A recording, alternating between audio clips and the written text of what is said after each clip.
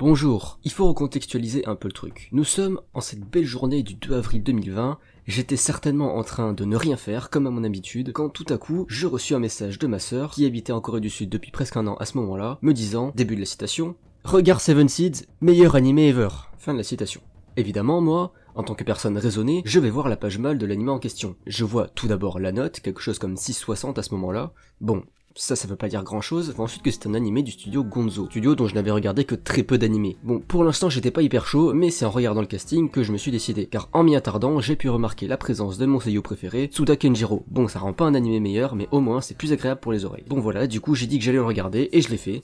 5 mois plus tard, je suis une personne très occupée. Bon bref, à la base j'avais prévu d'en faire un épisode de Honnêtement, mais mon nombre de vannes était assez limité, en grande partie parce que l'animé se prend hyper au sérieux. Enfin ça veut pas dire que j'ai rien trouvé, mais voyez cette vidéo comme un truc à mi-chemin entre une critique normale et un épisode de Honnêtement, à la seule différence que du coup je ne résumerai pas l'animé point par point. Et évidemment, comme d'habitude, il y aura des spoilers, enfin vous me connaissez maintenant. Bon, dans Seven Seas, on est plongé dans un futur où les humains ont disparu, à l'exception de quelques élus qui ont été conservés dans des capsules, en attendant que la Terre soit de nouveau habitable. Le Japon a lui décidé de créer des équipes portant le nom des 4 saisons, automne, hiver, printemps, été, ETB, parce qu'on en a jamais assez. Ces équipes ne sont pas au même endroit et à vrai dire, ils savent même pas ce qui leur arrive au début. En fait, depuis le début, on suit l'équipe ETB et l'équipe printemps, en alternant entre les deux, ce qui pose un premier problème sur la saison 1 uniquement, c'est qu'on part dans absolument tous les sens. J'ai même l'impression que ça va beaucoup trop vite et qu'ils ont dû enlever des passages. Sinon, j'imagine que la saison 1 serait pas terminée sur le même cliffhanger. Enfin bref, 3 personnages de l'équipe ETB qui sont Arashi, Natsu et Semimaru vont partir vers Tokyo pour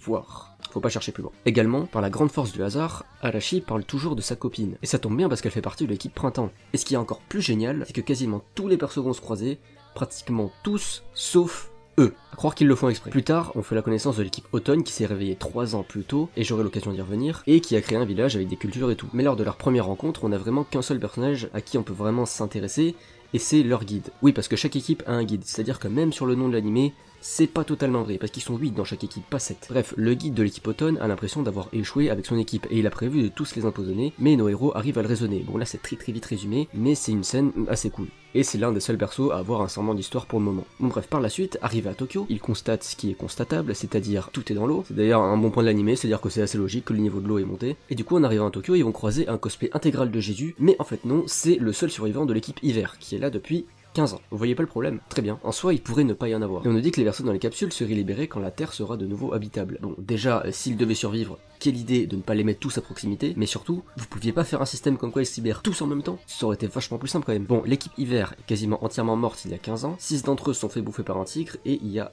qu'un survivant. Et la dernière, attention parce que là on a une championne, c'était une danseuse, elle a dansé dehors la nuit, elle s'est fait congeler sur place. Je ne sais même pas quoi dire, hein, c'est prodigieusement con. Alors, la scène est montrée comme étant émotionnelle, mais bon bah j'ai rigolé, donc je suis pas sûr qu'elle ait eu de l'effet sur moi. Enfin bref, on a aussi appris l'introduction de l'équipe ETA, composée de personnes élevées dans le seul but de survivre dans ce futur. Et oui, je vous vois avec vos questions, pourquoi les autres c'est juste des randoms du coup? Eh bien très bonne question, dont malheureusement je ne connais pas la réponse, mais j'ai une hypothèse, ils se sont peut-être dit que éventuellement, peut-être, élever une cinquantaine de gamins de 0 à 18 ans pour au final en garder 7 et buter les autres, bon au niveau moral c'est de la merde et en plus c'est peut-être pas hyper rentable. Surtout que bon, tu traumatises les 7 derniers, bref, pas une bonne idée. Mais bref, dans ces persos, on en a 5 qui sont corrects, on va dire, et 2 qui sont insupportables. C'est Ryo et Ango, qui ont un comportement complètement débile, et je sais même pas si c'est voulu ou pas. Ce que je sais, c'est qu'au fur et à mesure, on essaie de nous les faire passer pour des gars sympas, mais en tout cas, avec ce que j'ai vu avant, pour moi, ça marche pas. Encore pour Ango, il y a pas mal de progression, mais pour Ryo, bon, faut vous resituer le truc parce que là, bon, l'équipe ETA a été entraînée par le professeur Takashi Sugurono, qui est le père de Hana, membre de l'équipe Printemps, et qui est aussi la copine de Arashi de l'équipe ETB. Quand l'équipe ETA a rencontré Hana, ils ont voulu la buter car elle est la fille du mec qui les a forcés à s'entretuer, etc. Ryo a tenté de la buter, mais elle a survécu, et pendant qu'elle revenait, elle a croisé Ango, l'a glissé en arrière, elle est tombée dans un cours d'eau et Ango l'a pas secouru. Donc tout le monde pense qu'elle est morte. Plus tard, nos deux compères se sont fait chasser de leur village, et ils vont tomber sur l'équipe ETB, et donc Arashi. Et quand ce dernier vient à parler de Hana, Ryo se met en tête de le buter sous l'eau en le bloquant avec des algues. Mais il se fera sauver in extremis par Ango, qui a décidé d'évoluer un peu.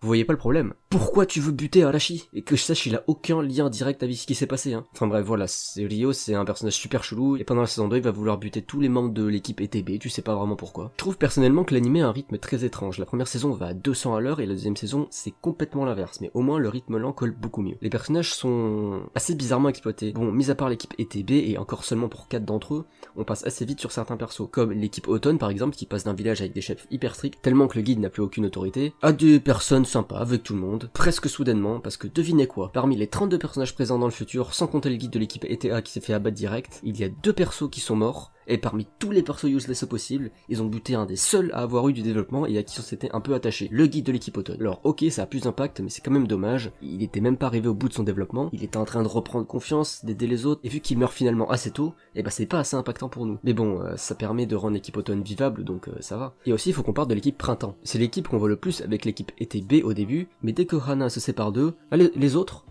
connais pas. Genre il y avait un perso intéressant, Tsunemata, mais je pense qu'à partir de la moitié de la saison 1, on ne le voit plus, et il apparaît une fois dans la saison 2 pour une apparition pas mémorable, pour ne plus réapparaître ensuite. Encore une fois, je sais pas ce qu'ils ont coupé, gardé ou rajouté par rapport au manga d'origine, mais bordel, ça fait super bizarre, je peux pas m'attacher à des persos si on les voit jamais. Bon, et petite parenthèse, j'ai checké vite fait pour voir si oui ou non ils avaient rushé dans l'animé, et oui, effectivement, par exemple l'épisode 8 de la saison 1, c'est genre le tome 11. Je pense que j'ai pas vraiment besoin de vous expliquer le problème. Par contre, sur la saison 2, je crois que ça commence vers le tome 14 ou 15 et ça finit le tome 22, à peu près. Donc là, c'est beaucoup plus raisonnable. Finalement, l'animé est en fait meilleur que ce que j'aurais pu penser. On se laisse facilement embarquer, il y a des cliffhangers à chaque épisode. En fait, il y en a d'ailleurs un peu trop, surtout que pour certains cliffhangers, c'est pas hyper pertinent. Bon, je me demande toujours comment l'animé a une note si basse, alors que clairement, c'est loin d'être mauvais. Bon, clairement, il y a les persos à qui on s'attache vraiment pas beaucoup. Et évidemment, le fait que ce soit rushé à fond. Bon, et puis l'animé est sorti en été 2019, donc la même saison que Dr Stone. La faute à pas de chance, il y en a un des deux qui s'en tire mieux et qui fait quelque chose de plus original, quoi. Après, c'est pas si mauvais, je vous conseillerais quand même de le regarder pour vous faire votre propre avis. Bon voilà, et j'ai pas de conclusion, donc comme d'hab, abonnez-vous, likez et commentez si ça vous a plu, je vous retrouve une prochaine fois, au revoir.